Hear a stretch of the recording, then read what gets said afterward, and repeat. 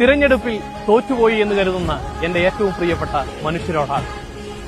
നമ്മൾ തോറ്റുപോയാൽ അലമുറിഞ്ഞെത്തുന്ന പുഴയെന്ന് കൂസാതെ, മണ്ണിടിഞ്ഞെത്തുന്ന മലയെന്ന് നോക്കാതെ, നെഞ്ചിൽ നിറച്ച ധൈര്യം മാത്രമായി മനുഷ്യൻ മനുഷ്യനെ ആഗ്രഹിക്കുന്ന ഇടങ്ങളിലേക്ക് മറ്റാര് കടന്നുവരും?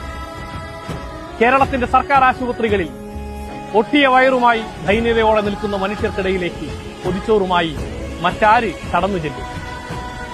അപകടാവസ്ഥകളിൽ, രോഗാതുരമായ അവസ്ഥകളിൽ രക്തം ആവശ്യപ്പെടുന്ന മനുഷ്യർക്ക് രക്തദാനം ചെയ്യുവാൻ മറ്റാര് കടന്നു ചെല്ലും?